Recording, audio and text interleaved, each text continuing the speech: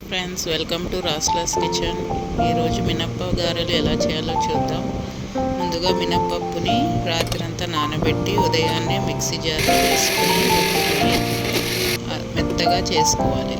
ఆ తర్వాత మినప్ప గారెల్లో ఆనియన్, పచ్చిమిర్చి, కరివేపాకు, కొత్తిమీర, పుదీనా, సాల్ట్ వేసి బాగా కలుపుకోవాలి.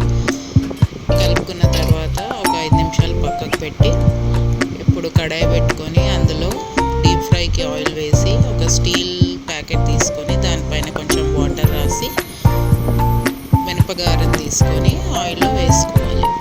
ఇప్పుడు అవి కొంచెం గోల్డెన్ బ్రౌన్ వచ్చే వరకు వేయించి తీసుకోవాలి.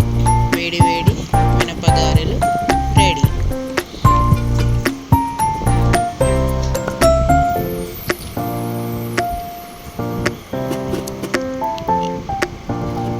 ఇప్పుడు కొబ్బరి చట్నీకి ఏమేమి కావాలో చూద్దాం. ముందుగా పుట్నాల పప్పు, కొబ్బరి, పచ్చిమిర్చి, చింతపండు, కొత్తిమీర, పుదీనా, కొంచెం సాల్ట్ వేసి మెత్తగా గ్రైండ్ చేసుకొని కొద్దిగా వాటర్ వేసుకొని గ్రైండ్ చేసుకోవాలి.